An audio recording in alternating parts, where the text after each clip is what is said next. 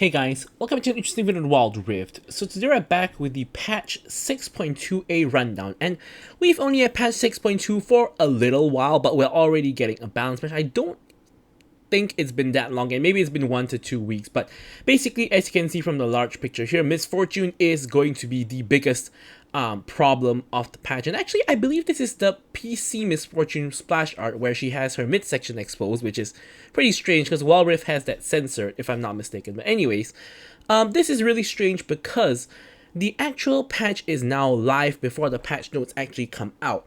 So normally the patch notes typically come out like a couple hours before or a day before even sometimes.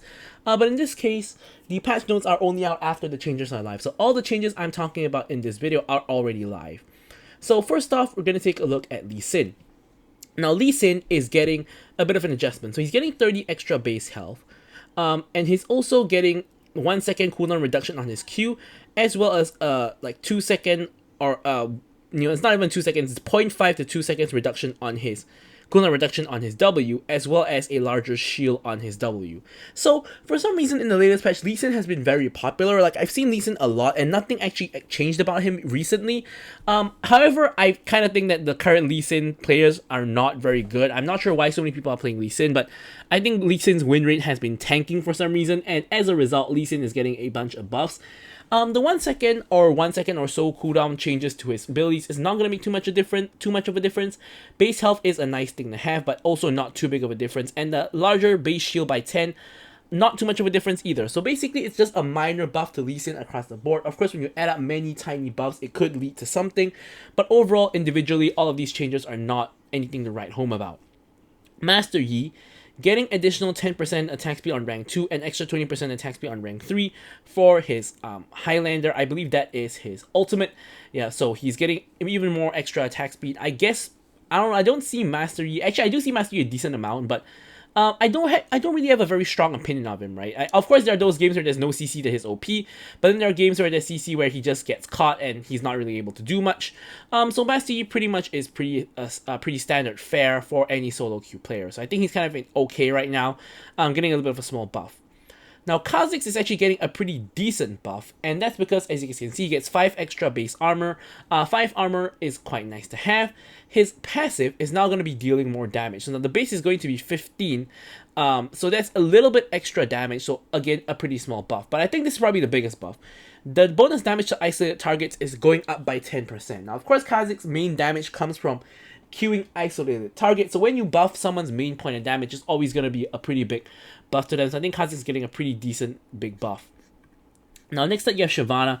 Shyvana getting a 1 second cooldown on her W. Not a very big deal once again.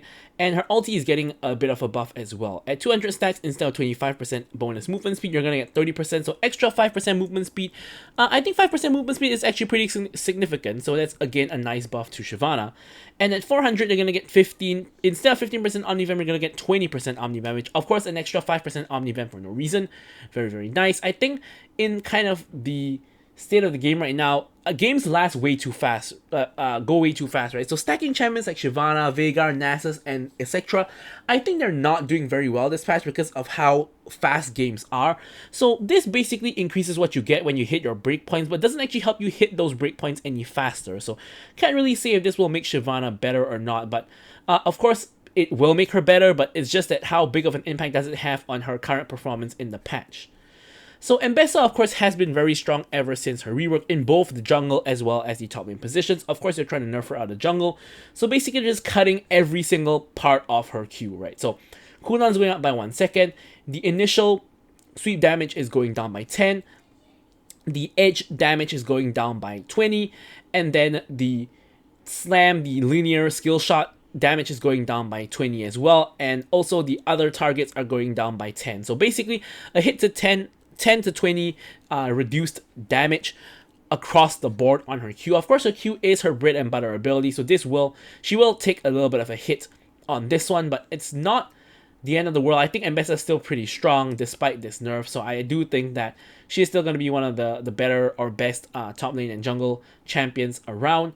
And then MF, right? MF has basically been the best ADC ever since the patch 6.2 came out, ever since her little rework. And that's just because she just does way too much damage with her Q, right? combined with her passive. So you're hitting basically all the things that make her good, right? So firstly, her PTA passive, when you hit someone with your passive, they're going to take bonus damage. So it used to be 30 plus 75 bonus AD, but it's now getting half to 15 and 40% bonus AD. Now that's a really huge nerf already. Like 35% AD reduction and half the base damage is really huge, right? They're not just hitting that, but they're also hitting the percent damage, right? So this was her old passive before she got this, right? And remember I said in the patch where giving her damage for free could make her good if the damage is significant, right? Turns out it was very significant and she just became OP, right? So now they're not only reducing the damage that they gave her, the bonus new damage, now they're also reducing the old passive she had. So instead of 8% to 13.6%, it's now 6 to 10.9%, which 10.9% is not nothing, but it's really close to 8% and it's quite far away from 13%. So a huge hit to her passive. And then furthermore, double up the Q, the ricochet damage is going down by 10% as well.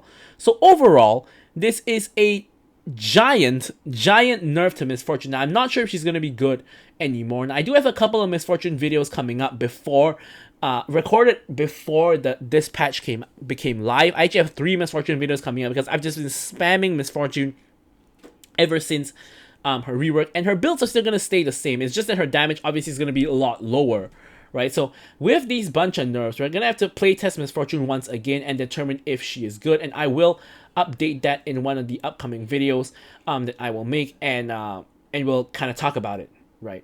So next up, we're going to talk about some system changes. Firstly, the inhibitor turrets are getting more tanky because they've been dying too easily, and yeah, the game is super snowbally, and now most games are like 13 to 15 minutes, and they never even get remotely close to Elder Dragon. Like, games are insanely snowbally, and Riot's trying to change that a little bit by making inhibitor turrets tankier. And also there's a new anti-snowball shield mechanic where previously before 11:30, when you destroy the first inner turret, you will get an inhib shield on the inhib turret.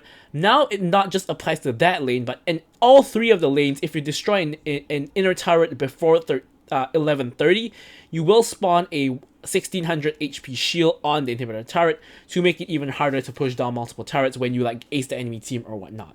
So it's a pretty small patch, but relatively impactful, especially with the nerfs to MF as well as these anti-snowball changes. But we'll have to see how it goes, and of course we'll talk about it in the future. So thank you guys so much for watching the video, and goodbye.